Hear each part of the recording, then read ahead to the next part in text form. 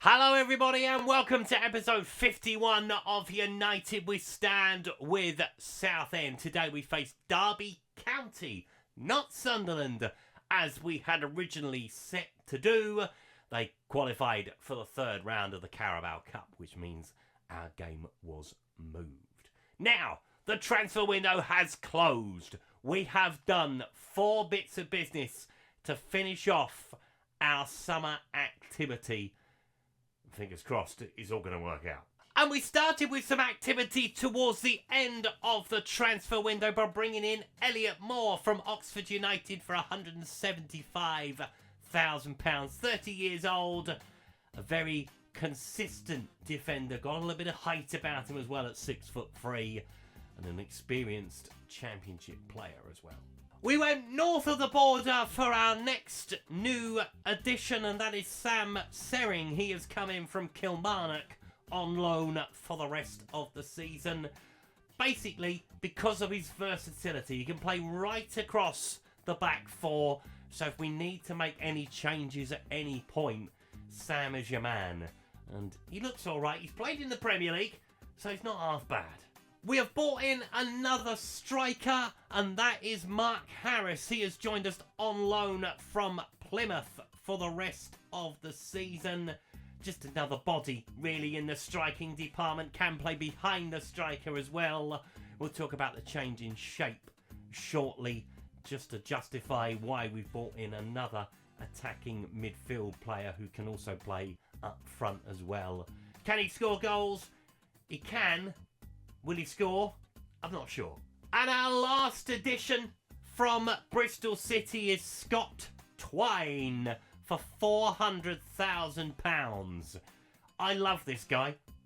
Anytime I'm in the Championship and I am able to bring him in, I very often do. Can play down the centre, can play out wide, can play as the striker. Hopefully, Twine will tell whether he can be the difference.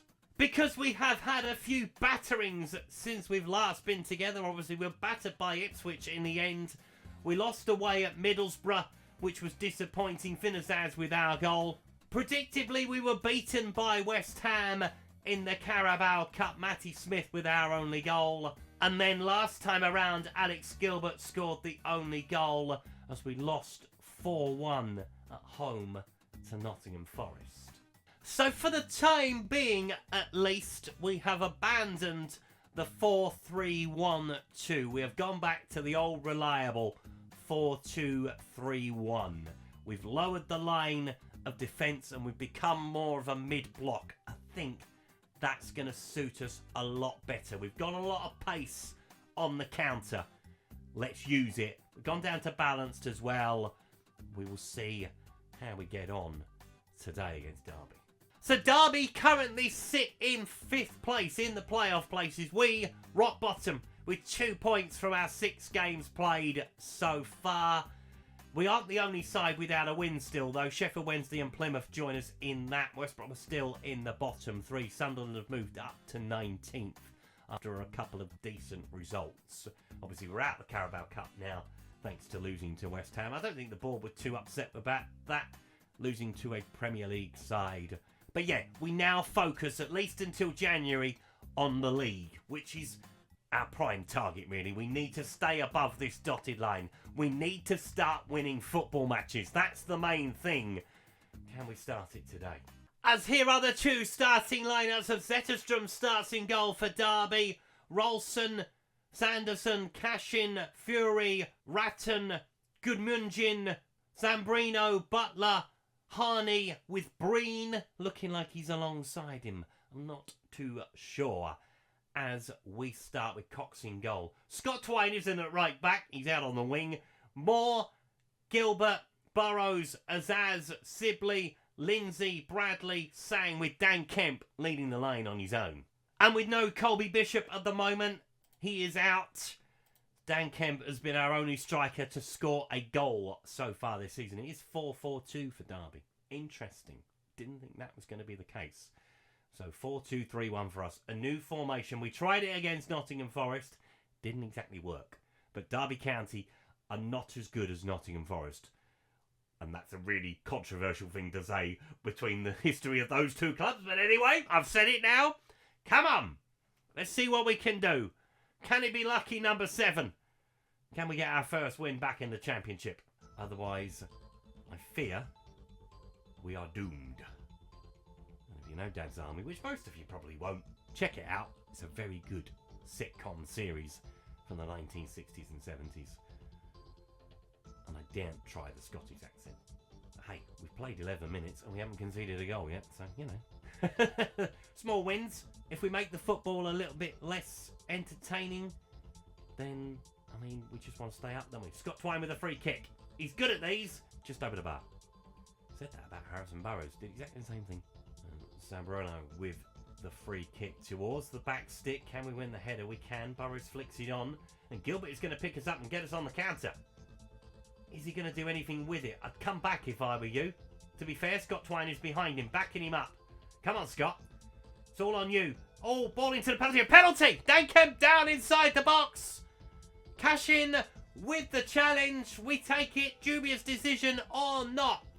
To put us in front away from home. Can Scott Twine score on his debut? Come on. Does. Fires it in the bottom corner. It's a beautiful goal. Beautiful penalty. And Scott Twine is off the mark. In fairness, we have stuck quite a few eggs in this basket. And Scott Twine already repaying the transfer fee we paid for him. He's going to be a very good addition to this squad. Just got to use him as best as we can. Zambrano with the free kick. Cox watches it go wide. He was obviously very comfortable. I feel sorry for Matthew Cox. He has had a torrid time at the start of his tenure as our goalkeeper. Scott Twine with the free kick. Plays it in towards Gilbert. Good shot. Wide of the post. They need to be going in though. When you're down the bottom, you need to take your chances when they come. Another free kick for Derby. It's gone towards Butler this time. He plays it back in to Zambrano with the shot from distance, but fires it into the Derby fans. And that is half time. I like it. Not many highlights. We've dominated possession, which is good. But we have the only shot on target so far. You would expect that Derby will get a flea in their ear at half time from their manager. And they make a couple of changes as well. Hall and Hallas is on as we reach the hour. Not many highlights to see. Could be a very short episode. If we win it 1-0, I genuinely don't mind. As Mora's got the ball into Sibley. Plays it on to Kemp. Sibley again. Go on, Luke. Can't find his man. Unlucky. Still. Trying to come down the field. The lower line of engagement seems to be working at the moment. Although Zambrano, he's coming through the centre. You've got to challenge him. To be fair, Derby's shooting has been abysmal so far. I say so far. We are going to make a couple of changes. Alex Gilbert is going to come off in midfield. And we're going to put Bradley back one. Yes, that will work. He can come off. And then we will bring on James Tilley onto the right-hand side. We're going to take off Dan Kemp as well. And we're going to bring on Mark Harris. Let's see what we can do. 20 minutes to play. Slenderest of leads. Another free kick for Derby. We've been dealing with them pretty comfortably so far. We haven't dealt with that one. And they've equalised. Damn it. Mike Butler with the equaliser for Derby County. With 18 minutes plus added time to come. To be fair, as I said, we had been dealing with them pretty comfortably. Normally we've been heading them away first time.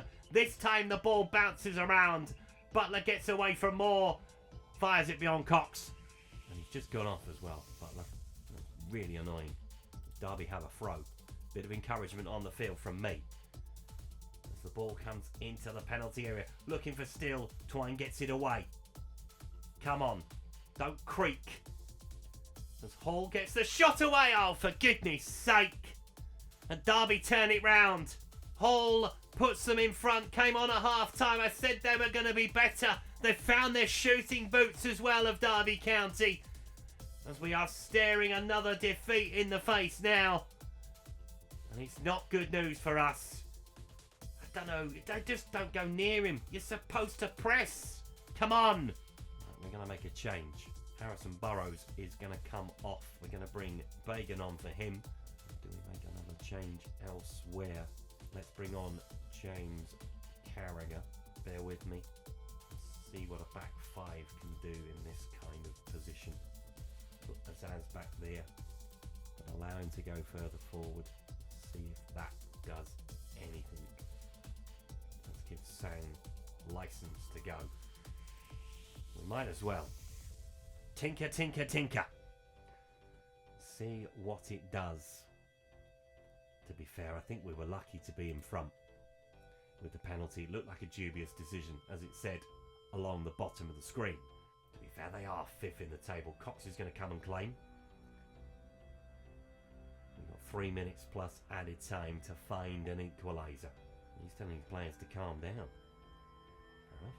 Cox sending it long down the field. Harris will not win the header. Nowhere near it, to be fair. Still trying to go inside. Breen. Sibley coming across. Still again. In towards Hallis. In towards Still. Blocked behind for a corner. It's at the wrong end of the field from our perspective. Demand more. I don't know what to do anymore at the moment. I fear I might be in trouble. It's the first time I've really thought that in this series. That they may well make a change at some point if things don't improve. But you never know. Things might well start to improve. But we've got everybody in now. We've done what we can through the summer.